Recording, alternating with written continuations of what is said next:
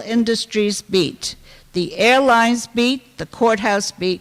She has appeared as a guest on the Wall Street Journal Report on television. It's wonderful. I watch it all the time. She has won many awards for her reporting, many. She's continuing to win. She just told me of one. And she won 2 awards for 1990 Page One feature, Hot Ensemble, dealing with fashion designers' financial relationships with investors. She has been a freelance journalist for Fairchild, WWD, DNR, etc., etc. We could stand here all afternoon. She's done so much. She's amazing. The South American Daily Post in Rio de Janeiro, for the New York Times, Time Magazine, etc., the Boston Globe, which is a great newspaper, and the Boston DNR, Chicago, and it goes on. I'm not going to say any more because I'm anxious to invite Miss Teri Agins, and you will have a wonderful afternoon, enlightening, informative, enriching. Miss Teri Agins.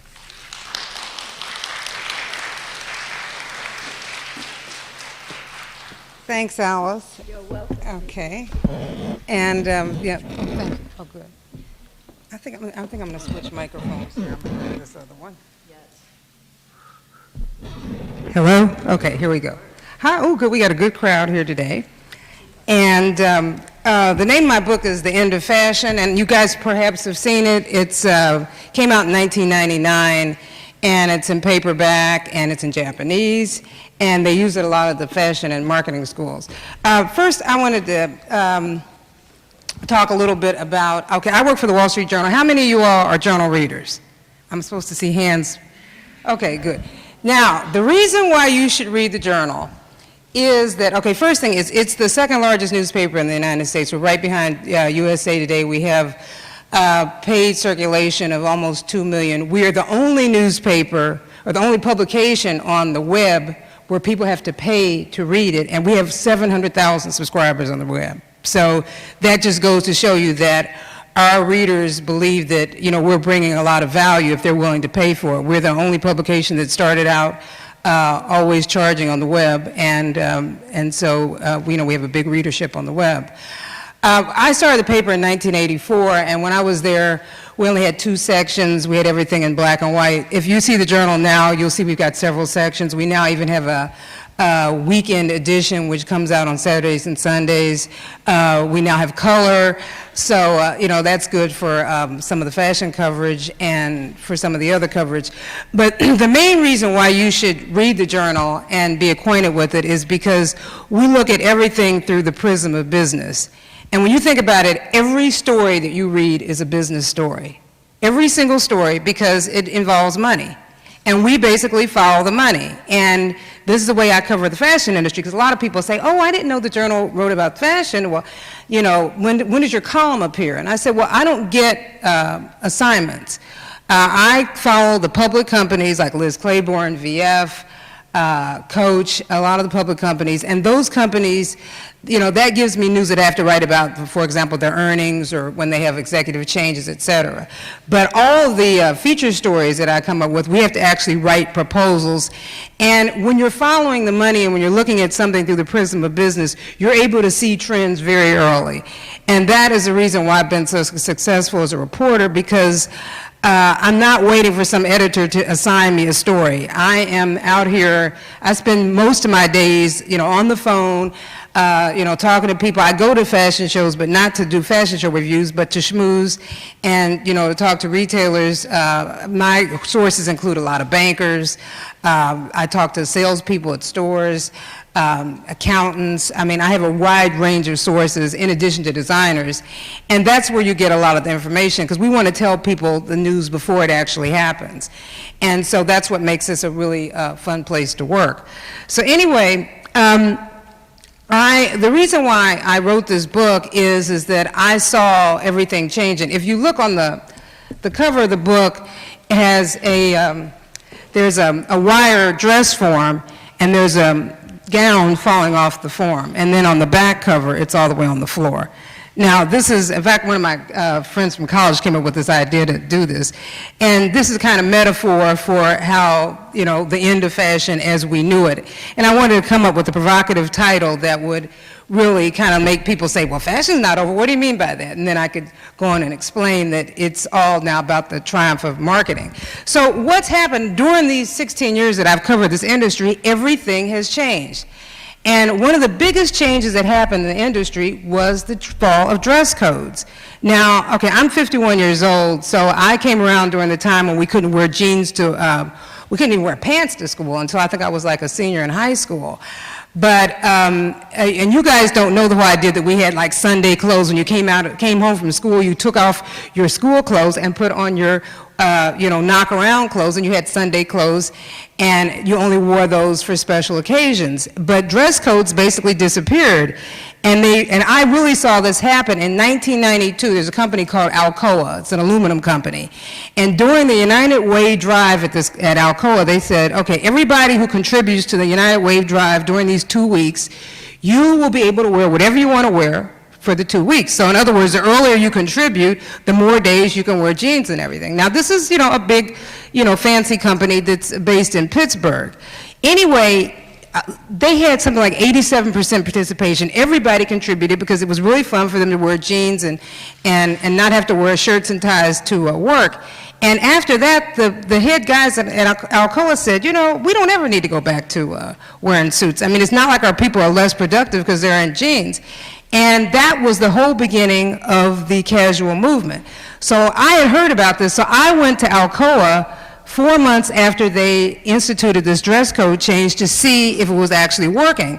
Now, okay, how would we cover this story at the Journal? Follow the money. Who would stand to gain or lose the most from Alcoa changing the dress code? Well, all the stores around Pittsburgh that sell suits, you know, like Brooks Brothers and some of the other haberdashers. So I went by to see some of these stores to ask them how is this happening. They said, oh, we're not worried. Mellon Bank, their headquarters is here in Pittsburgh. We have plenty of suits and tie wearers. We have no problem with this. Well, of course, you know what happened. You know, the whole country got very casual. In 1995, IBM changed its dress code, and it, you know, and this became a huge revolution. Now, for the apparel industry, okay, for consumers, it was great because people like to be comfortable, but for the apparel industry, this was a huge, huge, huge you know, seismic shift in the industry, and the industry has still not recovered from this, because once clothes got casual, there was no reason for people to spend money on clothes. Because when you think about it, a pair of khakis, I mean, other than if there's a logo or something on them, a pair of $20 khakis looks more or less the same as a pair of $80 khakis or $100 khakis.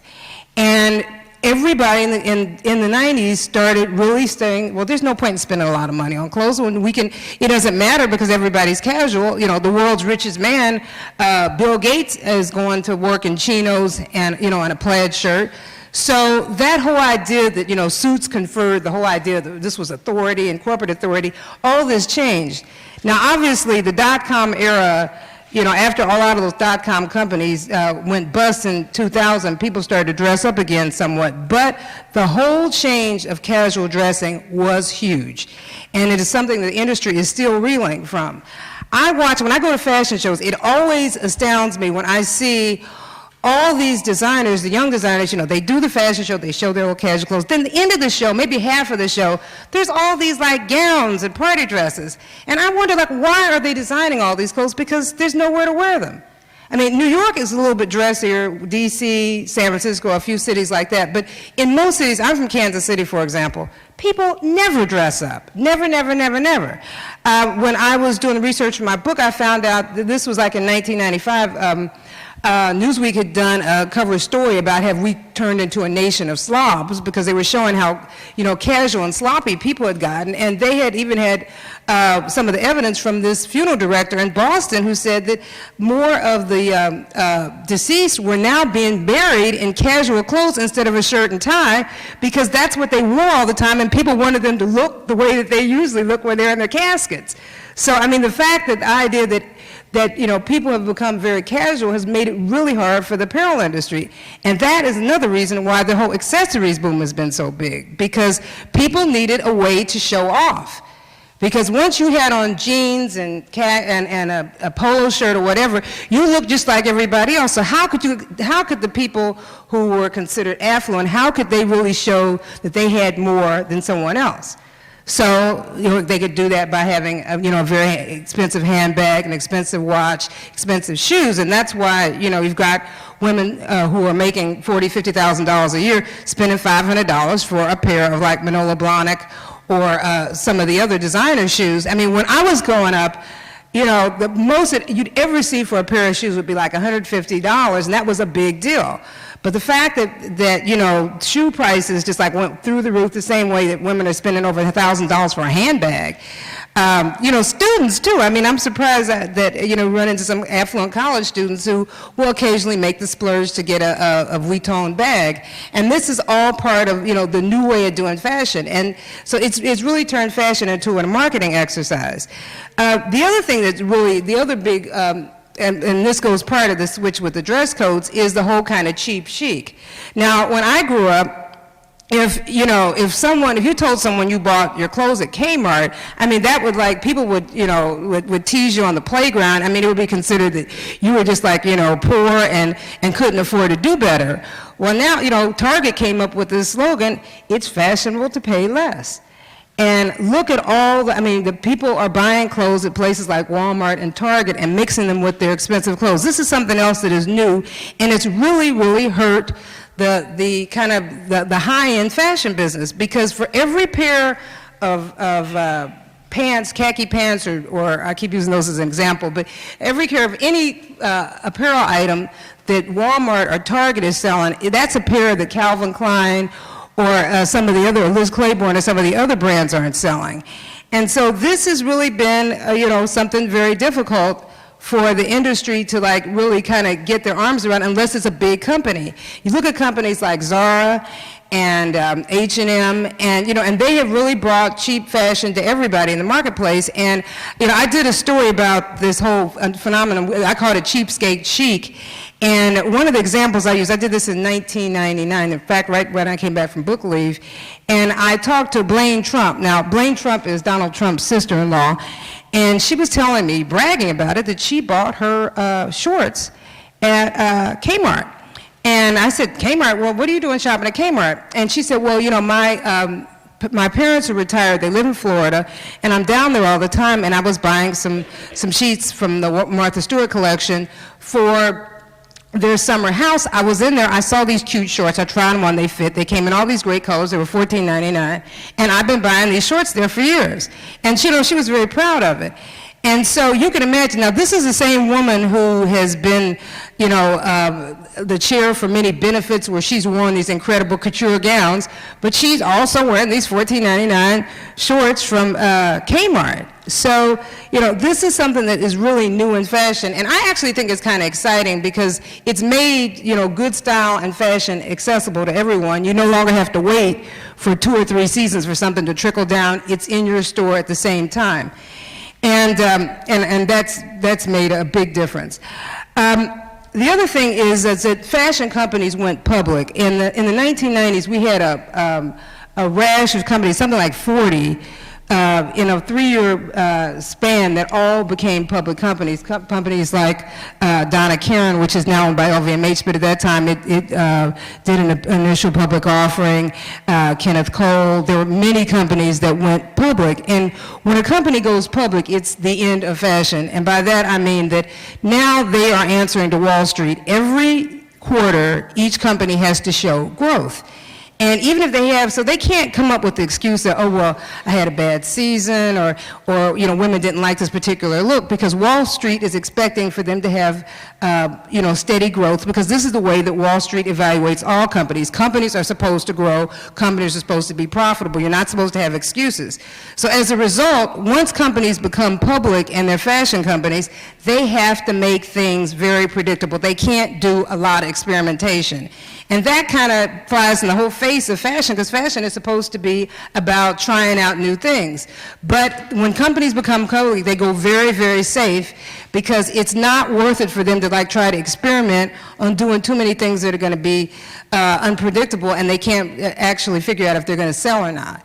So this has had a huge impact on a lot of fashion companies, and a lot of those fashion IPOs didn't do well. Donna Karan was one in particular that it went public in 1997, and the stock price, I think it went public like $26 a share, and the stock price collapsed within 30 days of when the company went public, because you know, they started coming out with earnings that were less than what Wall Street expected, and you know, they had a devil of a time keeping that company going. But then, you know, Donna Karan was finally rescued by LVMH in Paris, which bought the company, and you know, was able to keep it going. But it was definitely tough going there for her, because it was, you know, she just did not understand, or the whole company did not understand how to work under the disciplines of Wall Street. So that's changed things tremendously. Now, the other thing is, too, is that, you know, more and more fashion has become a marketing exercise. And by marketing, I mean that if you have the right advertising and the right image, you can basically sell anything, even things that are not that great. And I mean, and the one example you can take is these celebrities. I mean, who would think, now, so celebrities for years have always been arbiters of style. I mean, we had Audrey Hepburn, her association with Givenchy. There have been celebrities who have always represented, you know, something to do with fashion. And then a designer named Giorgio Armani decided in the 1990s that, you know, he was going to really make celebrities his calling card, and he's the one who really popularized the whole thing on the red carpet. And in my book, I have a whole chapter about Armani and how he did the whole marketing exercise. He hired someone out in Beverly Hills. She started to court the stars. Armani wanted the difficult stars. He didn't want people like Sharon Stone, who would have worn clothes by anyone. He wanted the stars that were hard to reach. The first star that he went after was Kevin Costner. And Kevin Costner was not interested in becoming a billboard for Giorgio Armani. But who was interested was Pat Riley. Now, Pat Riley, if you all are basketball fans, was formerly the coach of the New York Knicks and the Los Angeles Lakers. And at that time, we're talking about the early 90s when the NBA was very, very hot. That's when Michael Jordan and Magic Johnson and all those players were playing. And Pat Riley had always worn Armani anyway. And so they approached him and said, you know, we'd like you to become our spokesperson. You don't have to do it. You don't have to do anything. All you have to do is wear the clothes.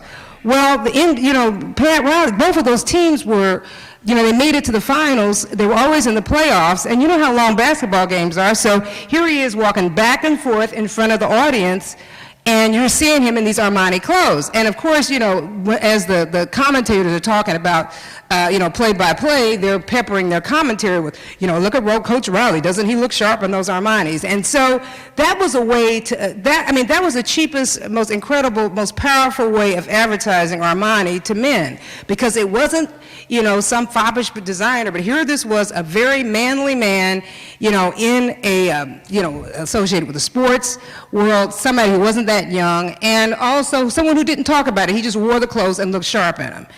And that is what really helped Armani, you know, he really took off. And then he proceeded to court people like Glenn Close and Robert De Niro, and these are all stars who you don't associate with stars who are out here just like hawking things. These are stars who are considered, you know, these are Academy Award winners, people who are considered serious, and that's who Armani wanted in his column. And that is what has kept Armani really strong, because when you think about this brand, over the years, now people who wore Armani late 80s and early 90s, Armani was like super, super high quality.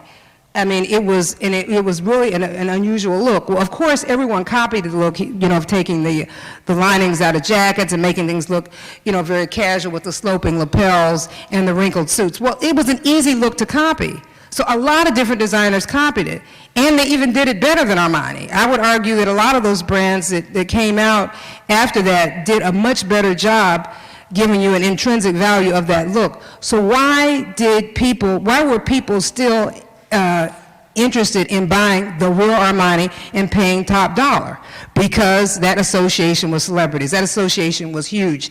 I interviewed Glenn Close for my book, and she told me, she said that the reason why she liked Armani was because she said, you know, when I am in my regular life, she said, I don't wear a lot of makeup. I'm not really a movie star. And I like the idea that his clothes are kind of anonymous and they make me feel like a real regular person, and that's why I like to wear his clothes. Now, I then also talked to some Italians. In Italy, Armani is considered like that is the brand that a lot of the middle class, upper middle class people in Italy wear for like weddings and special occasions. And the reason why they wear it is because it makes them feel like a movie star. They wear that, they think about Glenn Close, they think of Annette Bening on the red carpet. So just think about it. It makes movie stars feel like regular people, and it makes regular people feel like movie stars, and everybody looks good.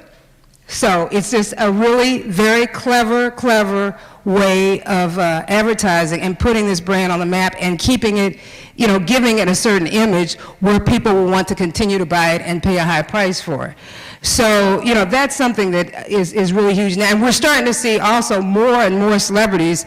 Earlier this year I did a story on Jessica Simpson, because she just came out with her first line. She's going to come back with a bigger line, but the company that she initially did it with, Tarrant Apparel Group, they didn't have a lot of money, so they were only able to launch it in Fashion Bug and in some of the other stores. But Jessica Simpson, just think of her, she's not really a movie star. I mean, this woman has had like one reality show, and you know, suddenly now she is like a fashion brand. And the reason why is because, and I talked to the people from Fashion Bug, and they said the reason why we really want that brand in our stores, because they said our shoppers, and Fashion Bug, I don't know if you all are familiar with it, it's a chain of, it's in strip mall centers. They have like 1,000 stores, mid-price clothes, but they're in a lot of cities, like Kansas City, where I'm from, where people are not super interested in fashion, but they want something kind of cute and trendy and accessible. And you know, I was talking to one of the salespeople there, and she said she didn't know. Let me tell you, this woman did not know who Karl Lagerfeld was. She did not know who Marc Jacobs was. Now, this is someone who is college educated. This woman actually teaches secondary school, reads all the fashion magazines, but really, those names just like, you know, pass her by. But she does know who Jessica Simpson is, because she has seen her in Star Magazine. She has seen her carry those handbags. She knows the way she rolls up her pants with the boots. She knows that look. She wants that look. So these celebrities are really not only just, they used to just be like with Armani, where they were just endorsing a brand. Now they are actually the brands, and that's why we have Gwen Stefani and Puffy and all the other brands that are out there. Now, how well are they going to do in the long run? Who knows? I mean, obviously it's all about execution. Jacqueline Smith at Kmart has been around for 20 years, which is kind of surprising. I mean, it's more of a, you know, more basics, but the whole idea that brand has still lasted for quite a long time. But I would venture to guess that we're gonna get to a time where we're gonna start to see a really high-end celebrity married with a high-end fashion brand, and that is going to take off. I mean, there's going to be, I'm just guessing, I can see this in 10 years, that there'll be like a Gwyneth Paltrow or a star of that ilk married with a really good fashion brand, a manufacturer that can really make great clothes. And I think that's going to take off, because I think that for most young people, they really identify with celebrities and not with designers. Now, speaking of designers, earlier this year I did a page one story in the Journal. This ran during the shows on Derek Lam. You all know who he is. He is a designer who, young designer, has been in, well, he's like 39, so he's not that young, but his business is young. It's like 3 years old. He used to work for Michael Kors, and I was using him as an example to look at all the new young designers who are out here, because now we're in this generational shift, and you see people like Poin Zasuller and Zach Posen and Benas Serafora. There are a lot of new designers who you're seeing out here. And I'll be curious to see what's going to happen to these guys. In my story with Derek, I spent like 3 months with him, following around this summer, trying to understand his business, because he's been around here for 3 years. He is self-financed.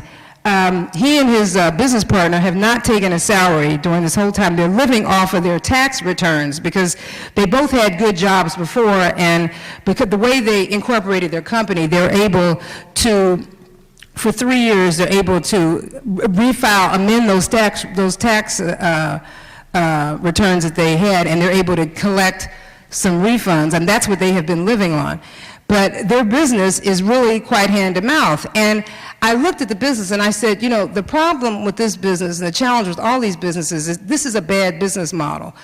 When you're looking, I mean, I'm talking about these big conglomerates, and you're talking about a little company like his where they make 30 or 40 of each style. Now, you know, you have to have, for a fashion business to work, it has to reach a critical mass. In other words, you have got to make enough goods, so, because, let me tell you, for example, this, he makes his things in Italy. In Italian factories that he works with, if you don't make at least 60 of a garment, they charge a 30% premium.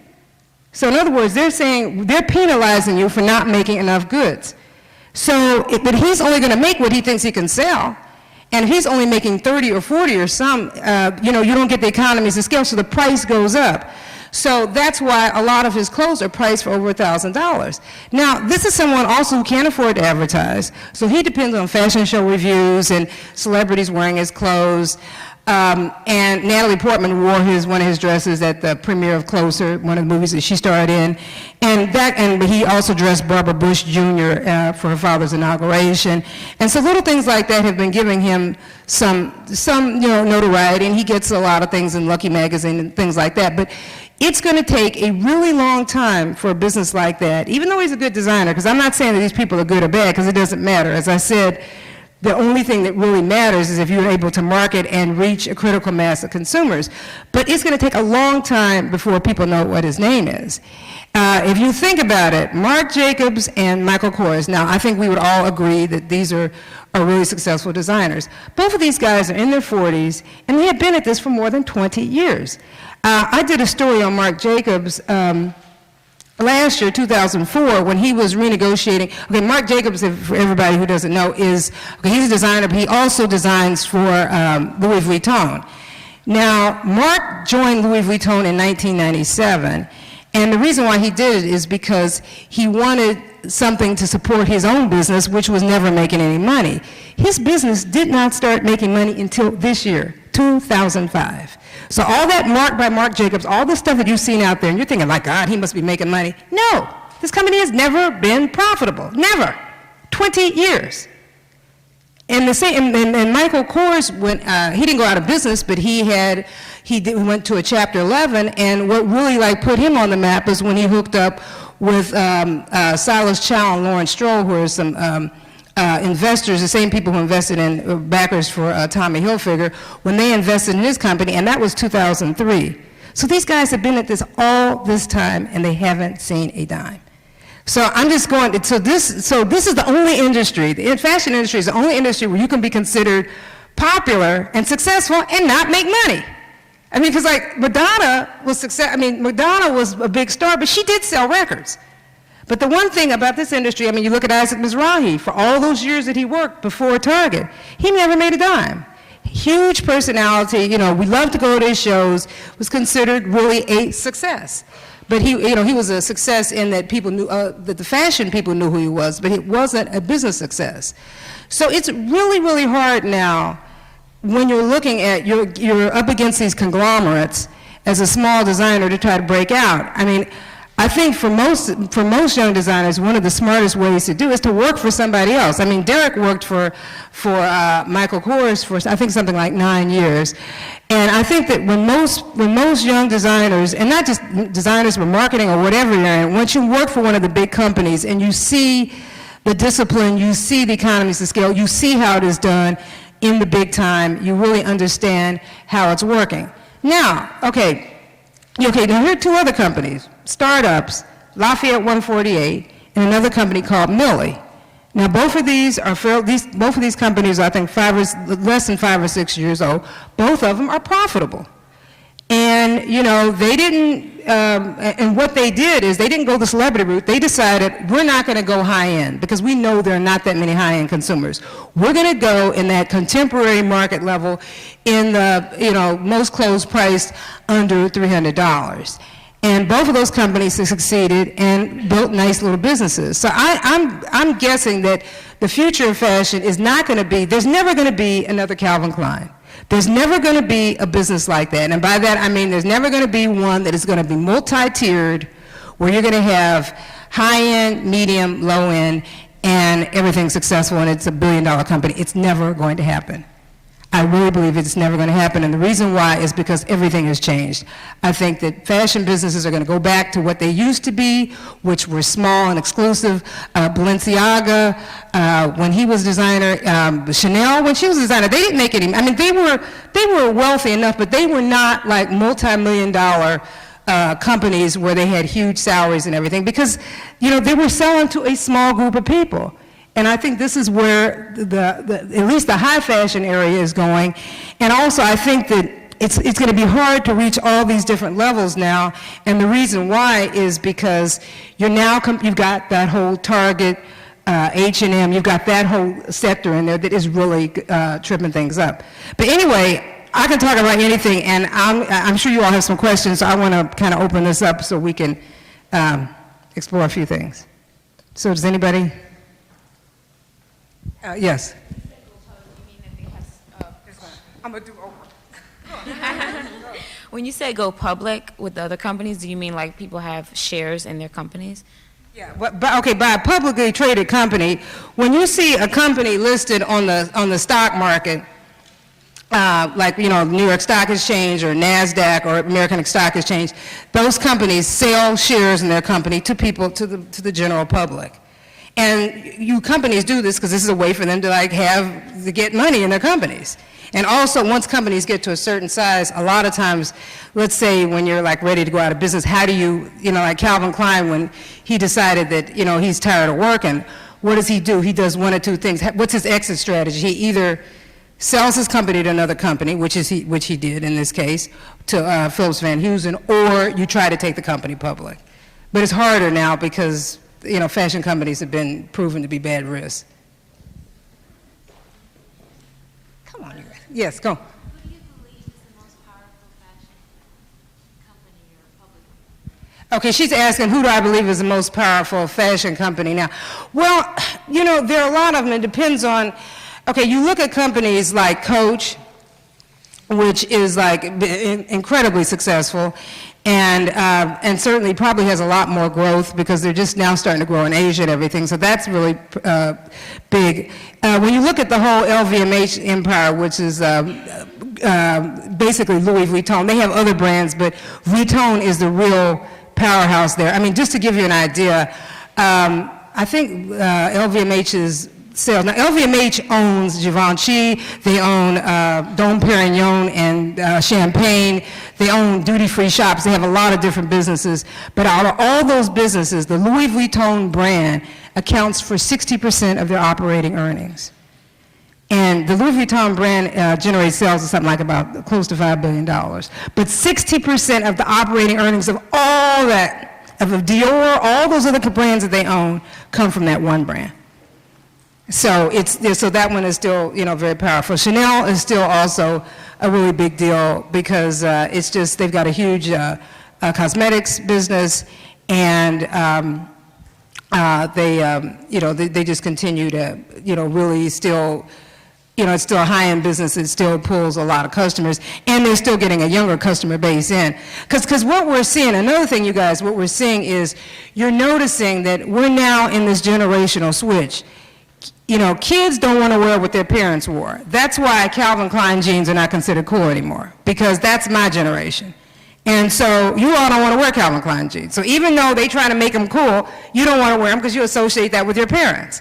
So, so we're in this kind of generational switch. So when you see a brand like Chanel that's able, even though it's been around all this time, where you see it has a young image and it still has a mature image, that's pretty powerful because it's able to span generations. Because that's usually hard, because most fashion brands, their peak life occurs in a 30-year span. And after that, that they don't necessarily go out of business, but they just don't, they're not cool anymore. Yeah.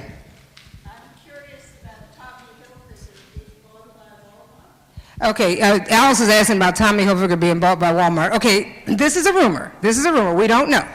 Tommy Hilfiger, and actually I have a chapter in my book, a very funny chapter in my book about Tommy Hilfiger and Ralph Lauren. And at that time, Tommy Hilfiger started his company 17 years after Ralph Lauren, and he patterned it after Ralph Lauren. He hired all these former employees of Ralph Lauren to help him do it. And at the time when my book came out, the companies were neck and neck. They were almost the exact same size. And it has driven Ralph absolutely crazy because he hated the fact that not only did Tommy copy him, but, built a really big, strong business. And then, then he layered it on with the hip-hop thing, which gave it even another edge, and it became a really big deal. But, once again, the fashion business is a slippery slope. And the one thing is, I think what Tom Ford says, live by the buzz and die by the buzzsaw. And so what has happened to Tommy is when all that old hip-hop movement that he had, when that started to cool down, when a lot of the hip-hop stars started doing their own brands, then Tommy got very cold as a men's brand. Now, it's still a very big, powerful company. Their sales are something like $1.8 billion, and I know they generate $72 million a year, and I just wrote the story, that's why I remember that, from licensing revenue. And that's a lot of money. So it's still a very big, powerful brand, but it's going to turn into a department store brand. Now, what we hear is that the company's up for sale. And there has been a rumor that Walmart's looked at them. But the whole thing is any time when these companies, we're seeing, you all are probably following all this consolidation that's going on in the industry. Saks is up for sale. Neiman Marcus had been sold to some outside financiers. And, you see May Department Stores was absorbed by Federated Department Stores. And so there's a lot of money out here, where companies want to invest in other companies. I would venture that Walmart probably looks at every deal. Any of the big companies, Walmart, Liz Claiborne, VF, anytime there is a deal out there, they look at it. So, but who's to know? We don't know at this point yet, and they haven't started to circulate what they call a book, like a prospectus to kind of see, so anyway, but it's something that we're all following with great anticipation.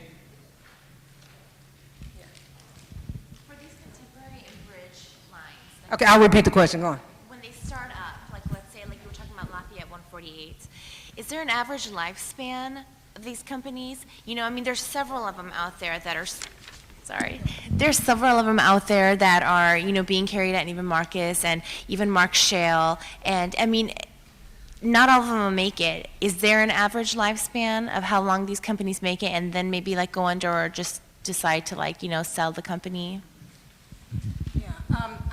She's asking about a lifespan on some of these contemporary brands, and most small businesses fail. Okay, that's just most small businesses fail just because they do, and it just depends on how well they do. And I don't think there's any. It's a case by case thing.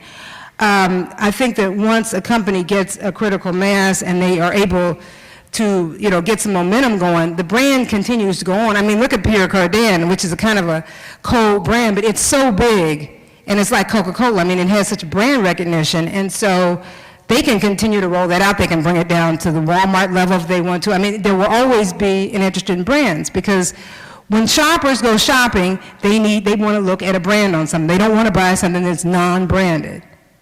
And and I learned that. I used to live in Brazil. In my former life, my ex-husband was Citibank, and we lived in Brazil for 5 years. And I remember first going to the grocery store to go shopping, and not knowing what any of the brands were, like on canned goods and staples, and so you're looking at who's got the best looking packaging, or which one did I see that had a commercial, because until I actually got a feel for the brands, you don't know what is what.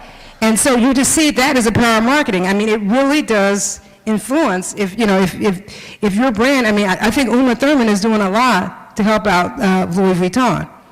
And, and it just keeps it cool. But as far as these other brands, as long as they're able to deliver and keep selling, I mean, look at a brand like Tahari that's been around for like 30 or some odd years, and not really a heavily marketed brand, but just has a critical mass of consumers that keep coming back.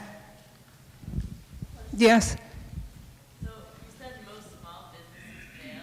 Is there any advice that you have for making a small business not fail? Okay, she was asking, I said most small businesses fail, and she was asking if there's any advice I have for keeping the business going. Well, the whole thing about business is that, this is capitalism, supply and demand. You have to make what people want. Fish where the fish are. And this is the reason why I don't understand the fashion business. You all look at the potential in the large size market. I mean, the large size market is still very underserved, but nobody wants to do it because they don't think it's cool. So, so it's like, but then when you look at the size of Americans, that most American women are the average size of American women are size 14 and they're 154 pounds. I know this because I did a story recently. And so the whole point is fish where the fish are. Make what people want. Make what does not exist. And I think that that's really, and trying to find a new way to reach people. So I think that's the whole thing. But the biggest problem is when I see these designers doing all these, party dresses, gowns, there's nowhere to wear these things. And when people tell me that celebrities wear your clothes, the kiss of death, because celebrities don't pay for these clothes. They get them free. So the people who can afford to buy them are not paying for them. So, fish where the fish are, come up with, and I would just say that not just in fashion, but just in any area of business. And that's the reason why I was saying, like with the journal, why you should read our paper, because we look at, one of the biggest companies, industries that I follow is the auto industry. The auto industry is the biggest fashion industry that exists. Just think about it. Because look how the auto industry has forced us to look at different styles. I mean, when I grew up, cars were long and sleek. Then, who decided that a truck was supposed to be cool? I mean, the idea of driving, if 15 years old, if I had told you, if I knew that we were going to be driving like SUVs, but somebody made that cool. Somebody made that fashionable. And, they added options and everything else, but but the auto industry has to force us to buy a new car. Cars don't wear out. Cars last forever, so they have to give you a reason to buy them. And so that's why I really follow the auto industry, because you can get a lot of good ideas. I get a lot of good ideas for stories, or just seeing, because that whole SUV thing followed the whole thing with the soccer moms. And so, so that had a lot to do with why that was part of the whole casual dress movement. A lot of that had to do with the SUV movement. So you got to look at this stuff you have to look at it in full circle, and don't look at it just, food trends too. When you see that, a lot of that is fashion also.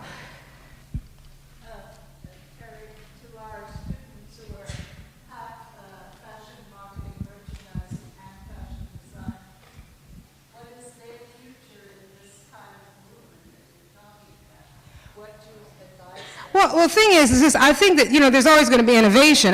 Somebody came up with Gap. Which is like, who would have thought that somebody was going to find a new way to sell, jeans and khakis. And and now what we're seeing, you all following a company called J. Crew. J. Crew is run by Mickey Drexler, who used to run the Gap. And that company is actually getting ready to go public again. And it's really surprising that we're going to see a fashion IPO again. And I want to follow that really closely. But J. Crew is finding a new way to kind of reinvent prep. So I think that there will be some innovation, because that's what brought us Zara, and that's what brought us Target and everything else. I just think that for most people, it's smart to work in an industry where you'll be able to see, rather work for a big enough company where you're able to see, a lot of different trends and see how this stuff works on a really kind of global scale, because, but there are a lot of great jobs. One of the best jobs, and I wrote about this recently, we're pattern makers. Pattern maker is the most important person in fashion, more so than a designer. And pattern makers often salary-wise, make more than designers and companies, because they are responsible for making that sketch come to life. And I had written a story about a pattern maker from Carmen Mark Volvo a year or so ago, because I knew that these guys had, they had a really important job. So I think that there certainly are some I think that, I mean, it's not going to go away. We're going to still buy clothes. Clothes are a big important part of our lives. They have a lot to do with how our self-esteem, how we think of ourselves, how people view us. People are going to dress up again. They're dressing up again in a little different way. It's not going to be the same way in the past. But I just think that my one kind of indictment about a lot of the way that fashion is approached, everyone wants to hark back to the days of, Givenchy and Yves Saint Laurent, when fashion was so this and so that, and why can't it be that again? Because the world is different. And I think that anyone who's innovative, just the way that somebody like Stephen Jobs with the iPod, I mean, and see, also that's taken away from your fashion dollar, because now, look at all the things that you will have to spend money on. I mean, when I grew up, it was basically clothes and records. But now, and maybe a stereo, but now you got the cell phones and iPods, and that takes up a lot of discretionary income. So it makes it harder for people, if you're selling fashion, you've got to really give people a reason to buy it. Creativity. Yeah, creativity. Anybody else? Yeah, most people wear casual sportswear every day, not gowns or dresses. And I have heard that evening wear market is getting smaller and smaller.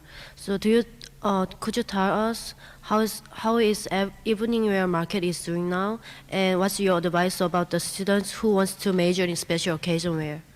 Okay, this is a good question. She's asking about evening wear, because I was saying that there's no place to dress up. And, okay, I don't know if there are figures on, how much evening wear is going, but obviously there are brands that are selling evening wear. I mean, Vera Wang now has an evening wear segment in addition to her regular segment. And I just think that, and Ann Taylor also just opened an evening wear segment, because they found out, I forgot, there's some incredible statistic how many weddings there are in the United States every weekend, and so people need something to wear to weddings, but they don't want to spend a lot of money for it. And so, so that's a big challenge. We had the chairman in from Penny's, Myron Ullman came in because we often have chairman of companies come in and have lunch with us, and he was telling us about the $99 tuxedo, that Penny's has come out with a $99 tuxedo that apparently is fairly high quality. That's cheaper than in many places you used to rent a tuxedo. And they're doing a great business with these. So, I mean, I just think there are pockets of opportunity. It's just finding them and finding out how to exploit them. But the other thing is, too, the large size market is huge. I mean, size 14 is really not that big.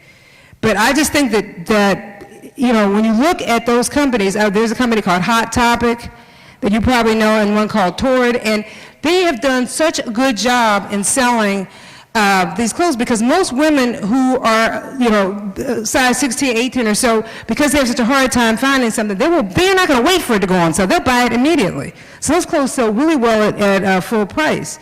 So I think it's just, just tapping into different areas, and but in the evening wear market, and just finding out what women, want.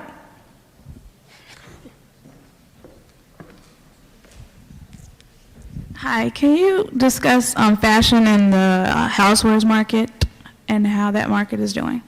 Okay, and yeah, this is a good question. I'm glad you brought this up. She's asking about fashion in the housewares market, and you've seen how Target's doing that whole Design for All campaign. And of course, the other thing is too, is that now we have all these, I mean, not to mention the internet, but now we have all these cable TV stations. I mean, HGTV, I am like hooked. That one and Food Network. Those are like my absolute favorite. And you're really seeing how it's, once again, more consumers are getting exposed to all these different, brands and ways to decorate. And most people want to do it on a budget. And the thing about housewares, which is even more difficult than clothes, the branding thing, I don't think is that big, because these are purchases. I mean, you only buy like 2 or 3 sofas in a lifetime. It's not like you're going to be buying one every season. So I don't think that. So I think if you come up with the right look, it seems to like connect. And here again, you see all these, like I said, the Targets and those Pennies has a Chris Madden collection. So I think that they're finding ways to make it. Easier for people to shop, because most people, as I said, is not an area. I mean, you buy clothes your whole life. You don't buy housewares, until you're an adult, for most part. But anyway, it's it's certainly an area, and you see that's a lot of designers are going into that business too. So, because once again, that helps back to the marketing exercise. It is easier for them to sell something with a designer name on it because people will look up. How are the numbers? Is there growth? Are you seeing growth because of the network shows that? Okay, let me tell you, I don't cover the housewares market specifically, so I'm not gonna see, I can spout on these apparel industry, I can spout out these numbers, but on this, these are gonna roll off my tongue. But I think it is, I just know we're writing about it more. We have a reporter who writes about this stuff constantly, but I do know that there are statistics that show that people are replacing their box springs more often, they're replacing things more often just because, and they're not waiting till they wear out, but they're seeing it as fashion. So it's just being able to deliver that in a really good way. Anybody up there in the balcony? Okay. Wait. Here's one person. Let me get her, and then we're done. Okay, go. Okay. Oh, this is a good question. She's asking about celebrity fragrances. Okay, now. This is something that we all thought that, you're a designer, you come out with this a fragrance, yay, you have made it. No, that also is over. I wrote about that over in the journal like in 2000. The reason why, it takes $3 million to launch a major fragrance. And when you think about how long are you going to get, how soon are you going to get that money back, when fragrances are coming out like boom, boom, boom, boom, boom, there's no counter space. So they usually stay in the store maybe for, maybe a year at the most, and then you've also got all this discounting going on. And so it's hard for them to actually, really get a foothold. Now, Elizabeth Taylor with White Diamonds and Passion and all her other fragrances, that's been the only really celebrity fragrance that's really had like legs. Now we see, because Britney Spears' fragrance was #1 at Federated last year, which is, pretty amazing. So once again here, it doesn't matter what it smells like as long as it's associated with the right person, another marketing exercise.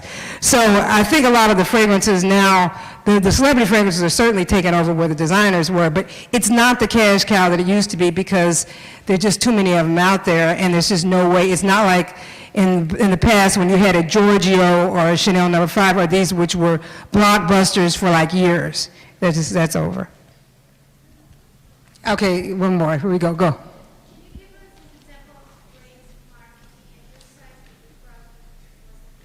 Okay, you're asking for about what? I can't hear you. Oh, okay.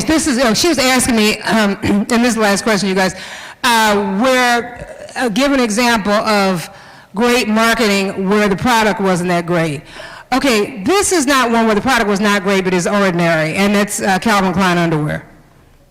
And Calvin Klein underwear, he's the first one who put his name on the band on the underwear. It was just basically Fruit of the Loom, but they had, here in Times Square, you guys were probably too young to remember this, but they had these huge billboards in Times Square with the guy, and then of course, and it had this whole, sex thing going on too, because, the guy's in the underwear with his crotch pose and everything, and that really, he gave underwear, men's underwear, suddenly had, it was not just another pair of BVDs, but it was actually something that was considered cool. So it was something that was very ordinary, and they were charging a premium. I think they were like $9 or something.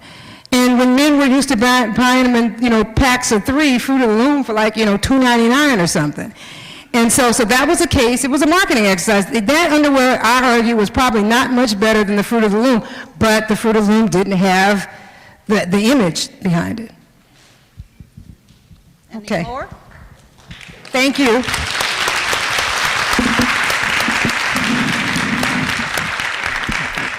Try to get the book. I think it would be important for you to read Teri Agins' book, The End of Fashion. Well, more important, read my stories, because we...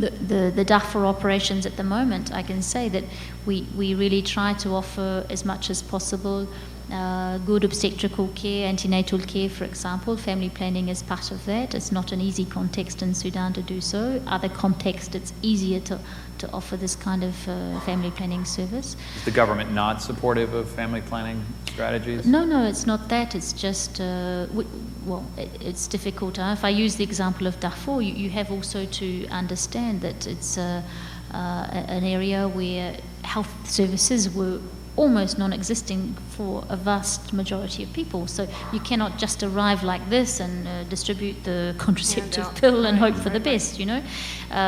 So just briefly, we're very aware as a medical organization, of course, that women's health is a priority, and we try to develop tools and do better in that domain. But it's not easy when you have different cultural and traditions, and Ministry of Health also have their own policies and approach to this question. Where have you been successful in improving the women's health infrastructure in places that you've worked, do you think? I think we've been successful in most places in improving. But if I talk about Southern Sudan, one of the constraints we have in providing a really good mother health program is lack of human resources. Where we have a medical hospital, for example, there's only 2 out of about 100 medical staff who have any formalized medical training.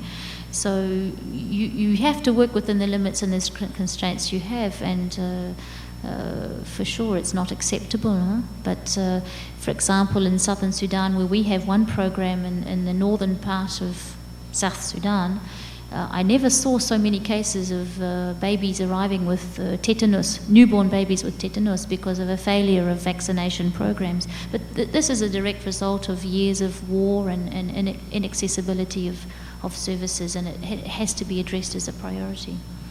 Amazing. A hospital where 2 of 100 have formal medical training, and yet you have an impact. That's tremendous. Thank you. Question here. Yes. Thank you very much. Thank you, Mr. Huckleberry. Part of my question was answered by this lady, by her question. I just want to say that BBC does a program, a news program, every night at 11 o'clock on WLIW. And they did, you know, without being too pejorative or too emotional, they always state things from all over the world. And last week was pretty horrendous when they did zero in on Niger, and they spoke about 1,500 children who died in August, and they were showing all these little babies. There was nothing like your plumpy nut around to show. What they were living on, existing on, was fried millet, and also just a reflex action going to their mother's breast, and of course there wasn't anything. So I just want to comment on that. I know you're doing the very best, but this was absolutely shattering to see. That's it. Are you familiar with that BBC report? Are you familiar with that most recent coverage? It was on BBC. Well, Yeah. No, there's been some amazing pictures out of Niger in the last couple of weeks. They showed the children part of what on she's there, referring to. totally, not anything. They weren't more than an organism, you know, but Well, with a heart beating. What is the unmet need in numerical terms in Niger, Jean-Yves? What is the unmet need? I mean, you described that you could have an impact of 30,000 severe malnourished children saved, but who are you missing?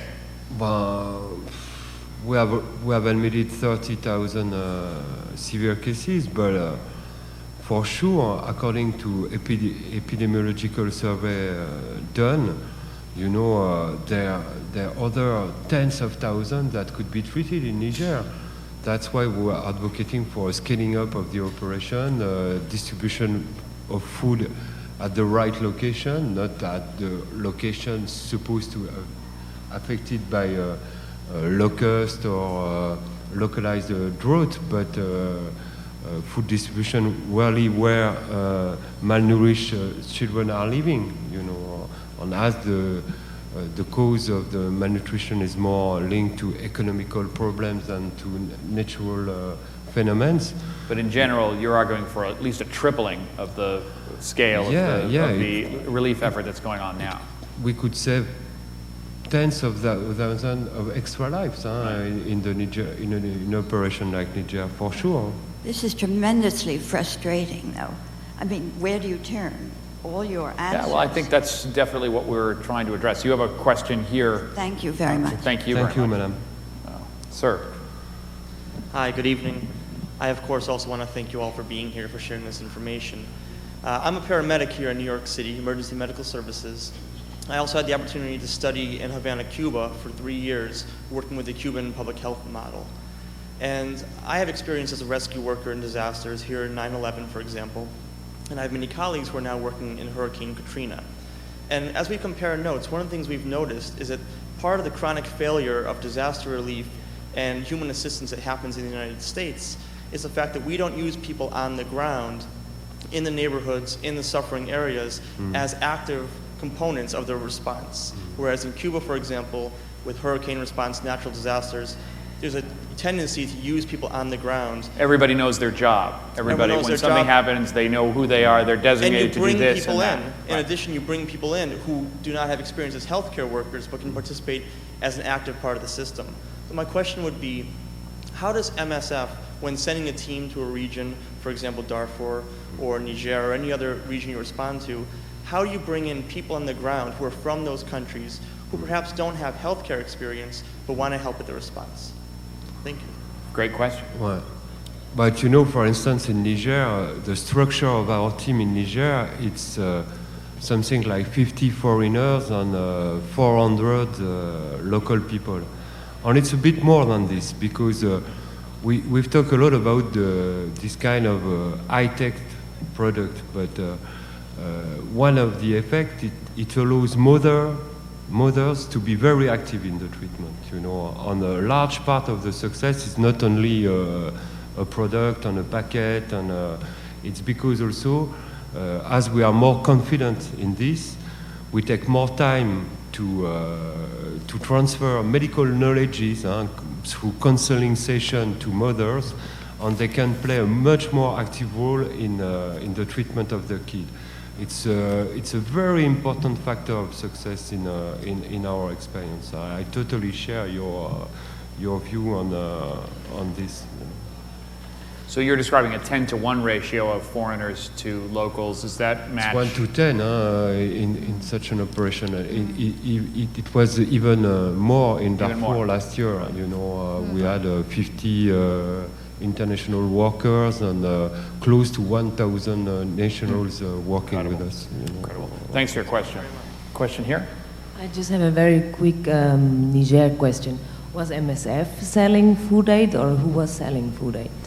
No, MSF is not selling food aid at all. You know, MSF is by principle in emergency delivering care for free as one of the key conditions of success. Is not only by ideology, because sometimes people think that we are doing it by philosophy, but when people are deeply affected by the disaster, you know, if you start discriminating in economical terms, your coverage of the problem become lower.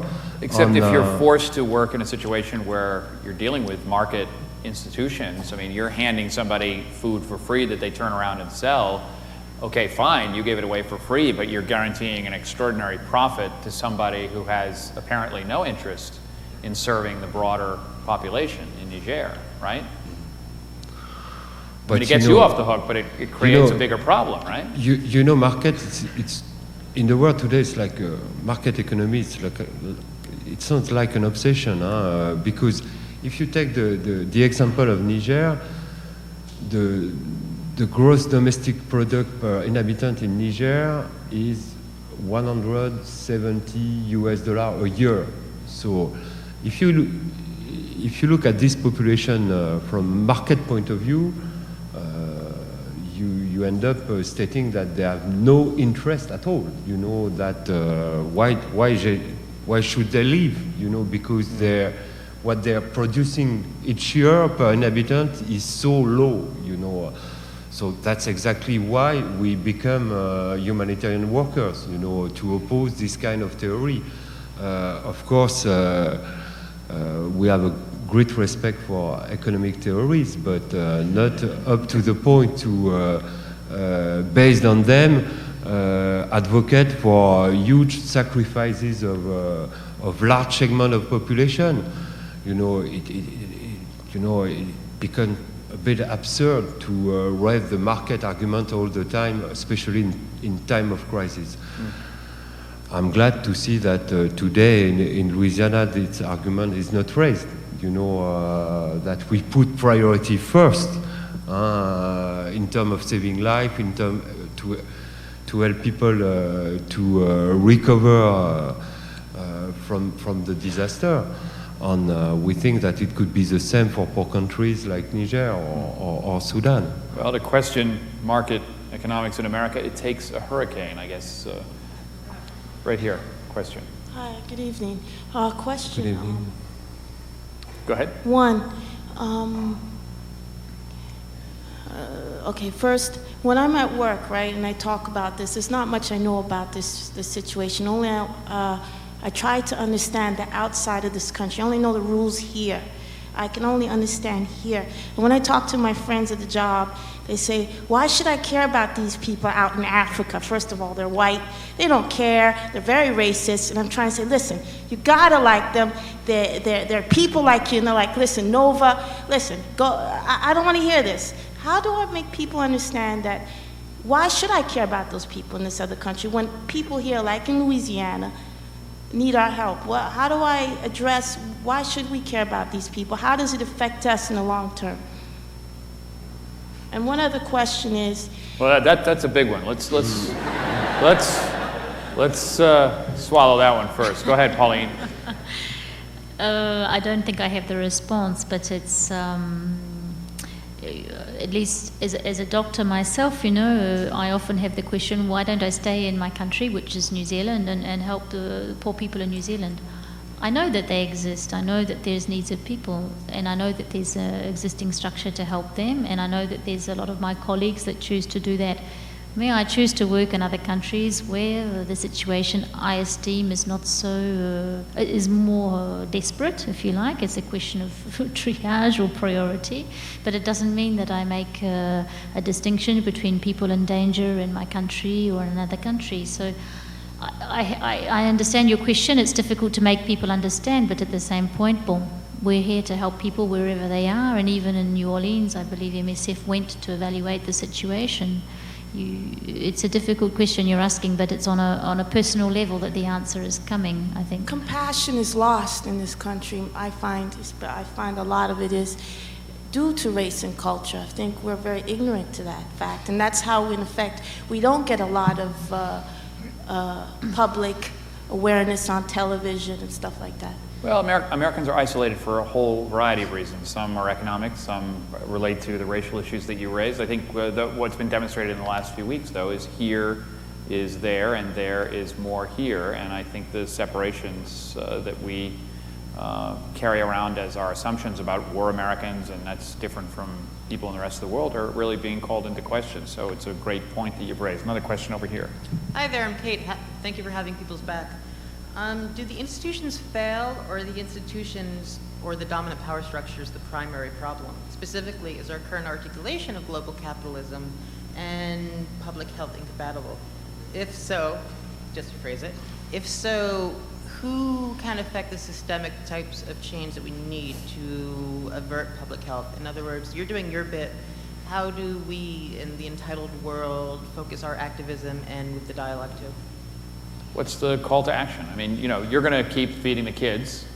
That's not necessarily the job of the people in this room, but there is a potential call to action. What would be of most assistance in your efforts, do you think?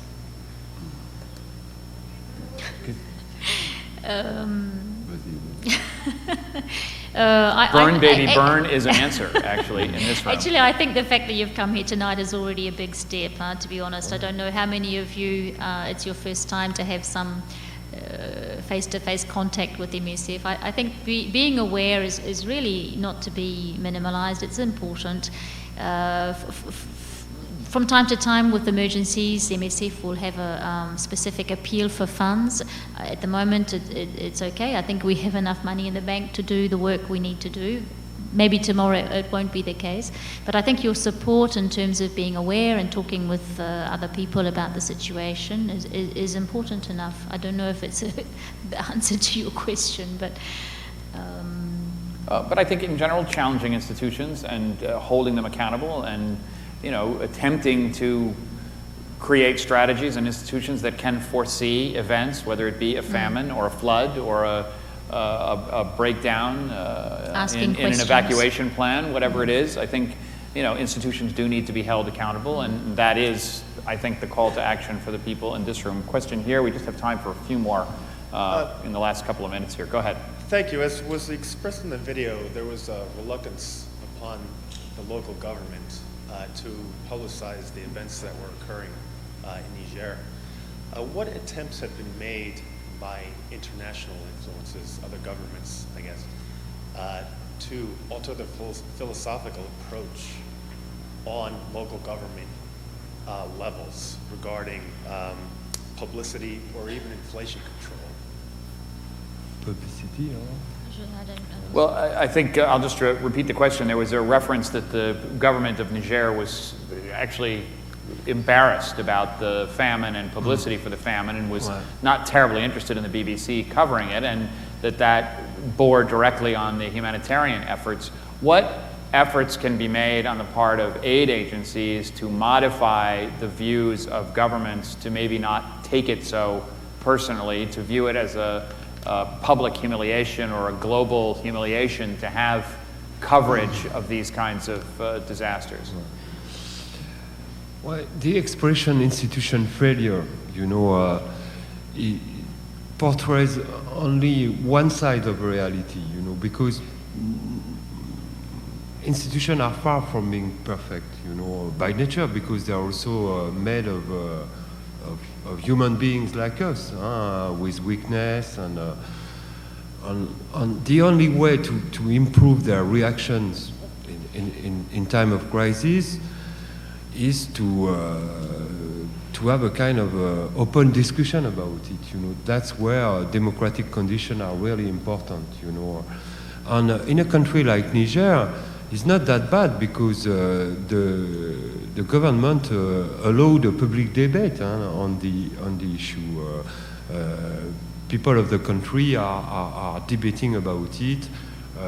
They of course criticize the government, but they also witness efforts made by the government, and then it becomes a kind of more concrete issue for them. So there was a spirited debate in Niger about aid, on the radio, severity of the famine, and how to deal with it. In newspapers, and of course the debate has to be stimulated. If you have a question to raise, it's important that you dare raising it, even if at the beginning you are a bit backlash, because you're doing it, you are kind of provocateur. That's the role that we try to play, to raise difficult questions. And of course, at the very beginning, government are protesting, you give a bad picture of my country, you give bad publicity for my country, etc. But after a while, in most democracy in Africa, there are not only authoritarian regimes, there are also young but very lively democracy. Official accept debating about it, and also you can see relief, public relief administration changing their behavior. For instance, the protocol to take care of acute malnutrition in Niger has been changed during midsummer,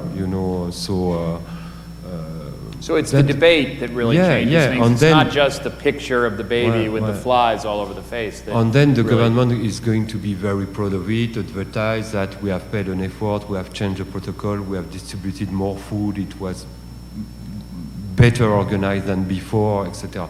It's to create a dynamic of debate about it. Well, that's helpful. Question here. Just to quickly address the question about how to raise awareness, I talked to the children. I'm a high school senior, and MSF came to my school when I was in 10th grade and completely changed my view of the world. They're incredibly inspirational, and children will listen, so turn to the children. My other question is, So don't waste your time here at FIT. Go to the high schools. Yeah. That's where you need to go. No, I'm serious. Good. That's a good point, though. That's a good point. That's great. What role do you see scientific research playing in the fight So a little against- louder. Say it again. What role do you see scientific research playing in the fight against world poverty, and who is responsible for funding it? Who's responsible for funding the scientific research that may play a role in combating world hunger and poverty? In this very case, or? That's one good example, but Yeah. But today, unfortunately, for needs of people living in poor countries, scientific research is quite poor. It has been almost abandoned, and we were so where should that funding take place? Is that something that happens under the auspices of the United Nations? Do we rely on the universities? Do we rely on grants driven by your field research that help to produce this product here? It should mainly rely on public sector of, on the most rich country in the world. It's an issue that has been started that has started being debated in the G8, the club of the richest country of the world. But unfortunately, no significant decision had been taken yet on this issue. And we all saw how difficult it was to get. If you look at the field of most common diseases, there is a small reaction over the past 5 years. Some initiatives have been launched, but they are very limited, and the investment is very limited. It's one of the critical issues because this is one of the rare examples of improvement, in our field. But it is few and far between. It's not systemic, as one person raised, and we all saw the difficulty making the pharmaceutical industry sensitive to the distribution issues for the AIDS crisis in Africa. The investment in those drugs was not necessarily going to be recouped in Africa, and it took extraordinary international pressure to get companies to begin to distribute in Africa under different economic models than were the case in the West. Final question, I think, here, and then we're going to get rousted out of this hall here. Bonsoir, merci beaucoup. Je suis très contente à faire votre connaissance et pour votre service de l'humanité. If I can ask one question of the audience and then just a comment to the panel. If you were in the situation of anyone in New Orleans per se, but here in New York, and the US government said you had $5 a day for food to live on, can I see a show of hands of who would find that acceptable, please? Oh, that's a surprise. Now, if that's your stance, can I see the show of hands of who would act to see that that would be changed immediately for their own benefit, or those in those circumstances? I'm on food stamps. I get less than $5 a day. I lost my job in 2003. So it's very difficult if you're committed to getting rid of starvation when we have 40,000 homeless people on the streets of New York and persons less capable, less creative than myself to survive on $149 a month for food to get by. So you can call Hillary Clinton, you can call Schumer, you can contact your congressperson and the city council before you go over there or even analyze what's wrong with the macroeconomics of the world. The What question I'm part is concerned coming, with, right? the G8, I've been a volunteer in Bukavu on the Zaire border. I've seen famine from the refugees. I've worked with midwives in Senegal with rehydration. But my mother comes from Ireland, And they call the famine or the Great Hunger from 1845 to 1850 the famine, and in fact it was a genocide because there was enough food to export. It's a fact now that Little Ireland gives more to relief aid than I think any other developed country, and that the U.S. only gives 1/10 of 1% of its gross budget, of its entire budget to foreign aid. Could you comment, please, on the fact that the haves don't have the inertia even to move on this, and what it takes in terms of demanding people to... I think we got it. I think we got it. What are the unmet needs? How much more could be done? And do you consider the contributions of Western nations, particularly the United States, to be insufficient, stingy, inadequate? Well, it depends on what we're talking about. If we're talking about a structural problem like poverty, you know, it's clear that what is done today is far from being satisfactory. We are working not in the field of solving the poverty problem or extreme poverty problem. We are working in the field of relief for disasters.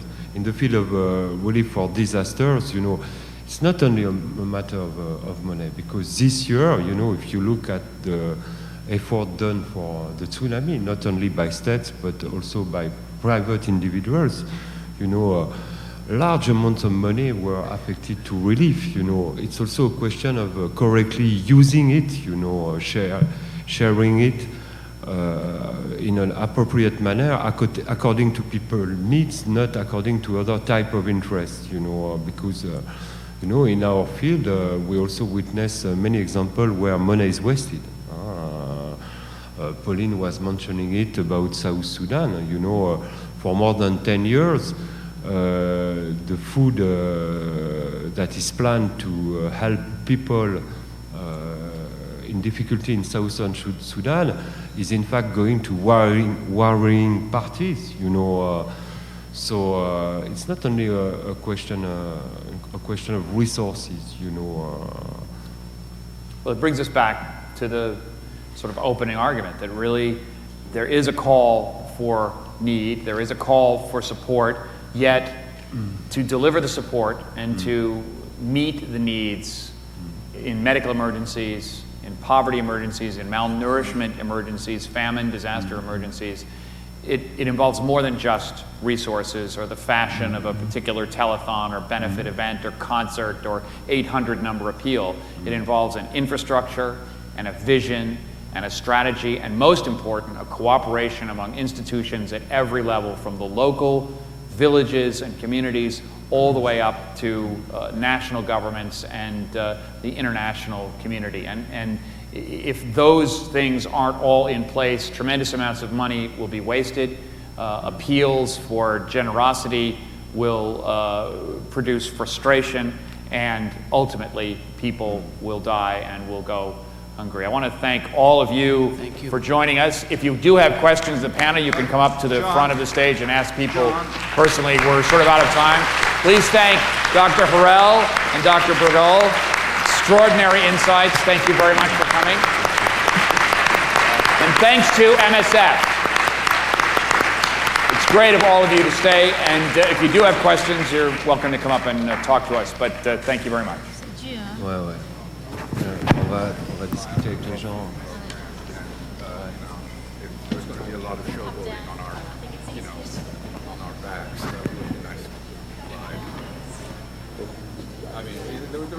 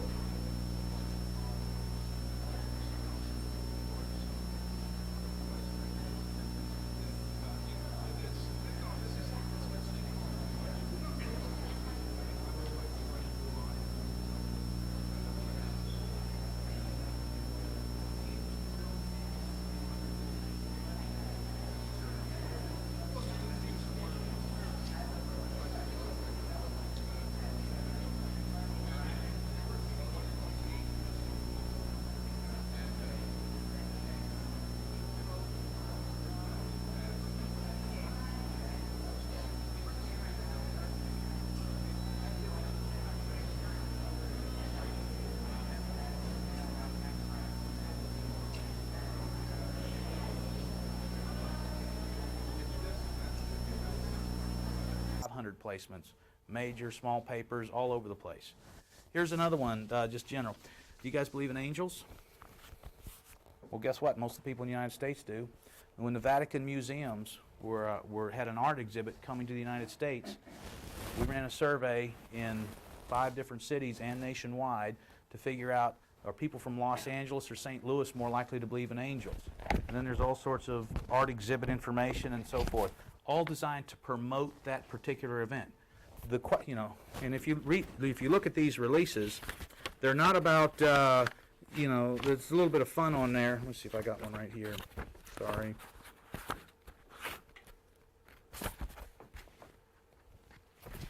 Well, it's one of these releases in here, but it's, have you ever been touched by an angel? If so, did the angel look more like Gabriel or Della Reese?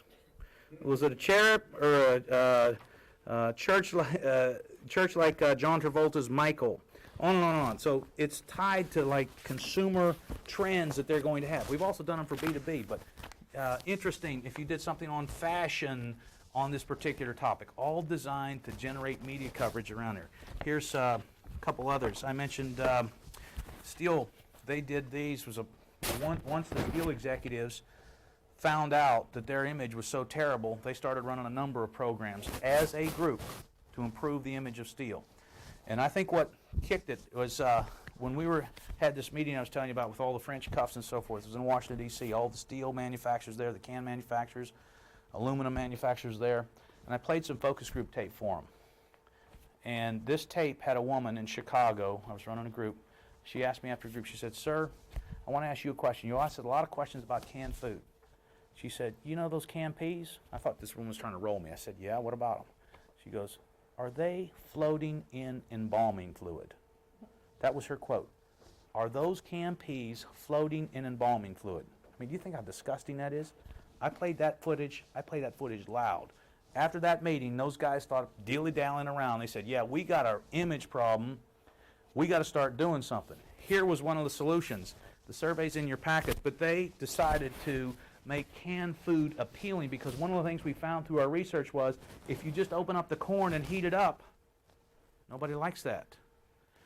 They think it's cheap. The mothers think they're cheating their kids. But if you put corn with something else and it's an ingredient, it's fine. So if canned food's an ingredient, it's a strategy on how to sell it. So what they did was we interviewed the top chefs in top restaurants from across the United States, and we put together something called Fashionable Foods. And there was a runway here in New York at the Fashion Cafe at the time, and Ivana Trump was there, and supermodel Carol All, and they had all these chefs with all these beautiful dishes made of canned food. And all that coverage is on, Good Morning America and all the newspapers and so forth. And the survey was designed to help kind of support that. So you can see that. Just a couple more examples. Anybody have familiar with Home Depot? Ever heard of that? MSA invents a category, mine safety appliances. They go to consumer, they make protective equipment. And we found in a consumer survey the most dangerous place on earth is your backyard. People don't wear a hard helmet, they cut themselves, they go to the emergency room more. The survey was designed to be launched in the cities where they were opening up stores. They had a whole promotion campaign around it. Here's what this would look like. And then finally, GlaxoSmithKline, consumer products company, manufactures Aquafresh. This was the PR launch. There was no advertising launch. A PR launch of Aquafresh whitening. Does anybody have an idea what this is? What's that? Picture of teeth. Are those your teeth? It's supposed to be a mirror, and when you open it up, it's your medicine chest, and your Aquafresh whitening's in there, and we've got the Grin and Bear It survey. And who has whiter teeth? David Letterman or Jay Leno? Are people with whiter teeth better lovers than the rest of us with yellow teeth? Yeah. Probably they are. I don't know. These, they sound like silly questions, but it's these, types of questions that were used. So you can, again, see from a research standpoint, it's much more flexible than, just only about strategy, trying to be a little more inventive about them, okay? All right, and then the last kind of thought I want to leave you with before we jump into the case study was this ROI question. How can we use marketing research to help us figure out from a marketing ROI standpoint what works?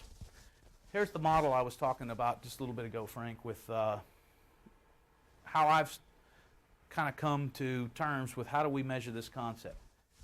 And it goes from having no relationship with your prospect all the way up to a very strong relationship. And so I think the first things you guys can do as marketers is count your output. How many releases did you send out? How many marketing campaigns? So on and so forth. How much did you send out, you physically control? So many people discount themselves on that particular front. They assume that everybody remembers. And I'll tell you what, there's a lot of board members, a lot of executives, they forgot what you were doing last week, much less what you've been doing for the past year. So that's a good thing to remember. Next one, we can group all sorts of measurements in what I call placements. If you had public relations out there, these articles, there's something called impressions. For example, impressions are the number of readers of the publication multiplied by some factorial, usually it's 2.5, number of possible people that read each newspaper, so on and so forth, and then you get a million, a billion, whatever impressions. Not real valuable, but it is another measure. In that Angels from the Vatican one going around, they had billions of impressions. And virtually every newspaper in the southern United States picked up that story. Does anybody know why? I have a theory of why there'd be so many people pick up that story down there. It's the Bible Belt, right? That's a topic that all the people down there would be very interested in. Not nearly as hot as up in your northeast or wherever. Yeah, Bible Belt. So we could look at placements. We could do content analysis. If you had a story out there from the lady this morning with their newspaper article, we could read that. Was it favorable, not favorable? We could rate it. All sorts of different measurements could be in there. We then go to more research measurements. Awareness. How many people are aware of your particular clothing line or your product line? What do they think of them? What's their overall attitude about them? We could track them over time. That could be another measurement. If we're going from a sales standpoint, we could look at store traffic. Contacts, if you're more from a business-to-business standpoint. Actual sales, and then lifetime customer value. Lifetime customer value says, what is the value of that person to our organization over the length of time that we have that particular individual? Working recently with a restaurant, a family-style restaurant, and they've been losing customer count. And they thought it was a customer count problem. Well, we go out and we do all the research, we talk to all the folks, here's what we figured out. A customer to them is worth a lot more than most people, because people come to this restaurant to chow down. And when those customers get fired up and leave, they got a big problem. We found that over 50% of their customers eat there twice a week or more. I mean, these people, when we started talking to managers, a typical person might spend $700-800 in that restaurant each month. That's not unusual for their customers. I don't know if you have any restaurants you go to that often. I mean, those people are like, it's like their dining room. We talk to people that estimate they eat there 11, 12, 14 times a week. Breakfast, lunch, and dinner. You lose that guy, you're losing a lot. So thinking about the customer. So you mentioned the folks that are over 40, you want to buy these. If they start buying Calvin Klein, how often are they going to buy that? If you get them loyal, they might buy from you for 10 years. What's that worth? So all the estimates from that standpoint can also help us think on that level. Is this making sense so far? Yep. Okay. So Eric said to me, would I please challenge you guys on how you might apply some of this and put it together with positioning. So I put together a quick case that I wanted to ask you to read over, and then we'll kind of end with a discussion on this. And this is a manufacturer that, although it's a different business, seems like it's, it might be in your book already, but I'll give you another copy if you need it. Seems like it might be similar to some of the challenges you are. For example, I have really tremendous price pressure. Here's another one. Did I give these to you guys yet? There we go.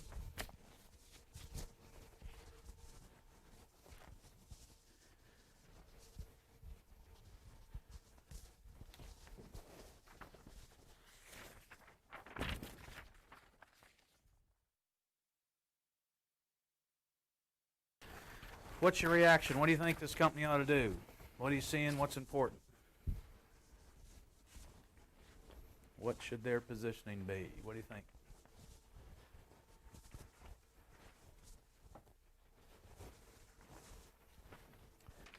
Dan, you got a good idea?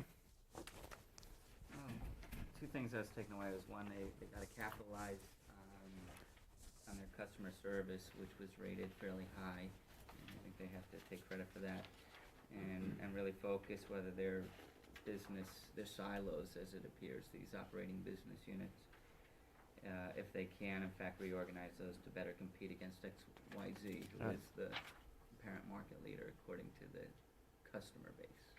Right, because if you look at those, those little bullets on the last page there near the top, I mean, half or more of their customers in every division are buying products from competitors similar to their others. So they're leaving a lot of business on the table, absolutely. Right, good, good. What else did you guys notice? What do you think? Yeah. It seems the employees had a different perception than some key categories. Yeah, so tell us about that. How are you seeing that? Well, innovation and technology. Mm-hmm. They felt they're probably just based on how they scored. And they also don't see themselves as an industry leader. If your employees don't, on the industry leader part, the employees rated a 7.7 versus how it scored on the others. Right, so, yeah, in a lot of those categories, the employees were lower. Do you guys, you've seen this on any of your data? I mean, You're always harder on yourself? yeah, I mean, I see it all of the time, right, yeah. It's the easy way to see it is if you do a SWOT analysis, you ask employees, what are the strengths, what are the weaknesses? Well, the strengths are like a half a page, the weaknesses cover, the rest of the day. You ask customers, and they oftentimes have more strengths than weaknesses. It's almost flip-flop, but yes, you're absolutely right. So maybe what would you recommend with that then? What do they got to do to get these guys on board? They probably have to bring in more into the whole the strategic planning part, new ideas. Let them analyze the competition so they have a fair understanding of what they're doing versus their competition. Okay, so instead of it's just me operate, let's see the bigger world. How's that? Who else is out there? What's happening? All that. Excellent. Understand the playing field. Okay, good, good. What else you guys see? What did you notice? Conclusions, insights. Jeff, anything? No? No. It's a little confusing. How's that? Which one are you talking about?